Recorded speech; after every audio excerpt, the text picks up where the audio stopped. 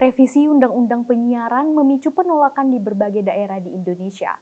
Beberapa pasal dalam draft revisi Undang-Undang Penyiaran ini dinilai membatasi kerja jurnalis dan menghalangi kebebasan pers. Revisi Undang-Undang Penyiaran memasuki babak baru. Gelombang penolakan muncul di berbagai daerah di Indonesia, tak terkecuali di Jawa Tengah. Puluhan jurnalis dari sejumlah media, mulai dari media cetak, media online, media televisi, hingga jurnalis pers mahasiswa, turut menyuarakan penolakan terhadap revisi Undang-Undang Penyiaran di depan pintu DPRD Provinsi Jawa Tengah. Terbaru, Ketua Badan Legislasi Dewan Perwakilan Rakyat atau Balik DPR RI, Supratman Andi Aktas, menyatakan bahwa pembahasan revisi Undang-Undang Penyiaran di Badan Legislasi saat ini ditunda yang seharusnya disidangkan 29 Mei lalu. Pemerintah melalui Kominfo menghormati keputusan Balik DPR RI untuk menunda revisi Undang-Undang Penyiaran di tengah banyaknya gelombang penolakan baik dari organisasi jurnalis ataupun masyarakat. Dosen Ilmu Komunikasi Universitas Semarang, Dr. Andes Gunawan Wijaksana, MSI, turut menyatakan bahwa Undang-Undang Penyiaran sudah seharusnya direvisi dari dulu dan diperlukan untuk mewadahi media baru. Ya, kalau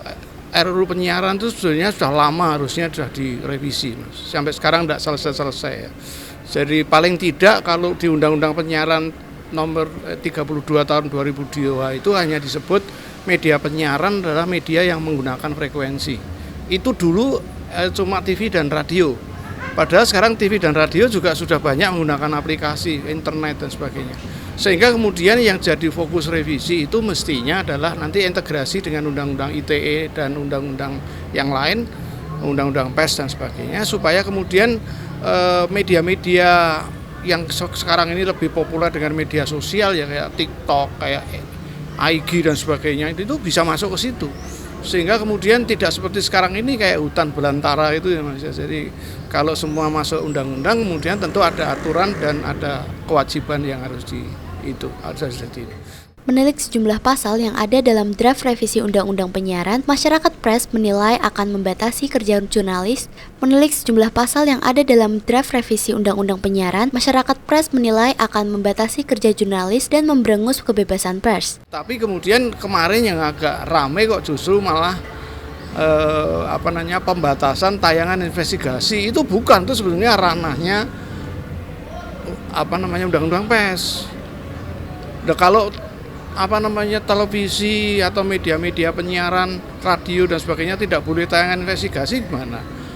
Bagaimana orang bisa tahu bahwa misalnya ada makanan yang berformalin, bagaimana tahu bahwa ada di Jawa Barat itu atau di Bekasi itu misalnya ada keripik yang dicampuri narkoba dan sebagainya. Itu kalau bukan tayangan investigasi kan tidak mungkin ketemu itu.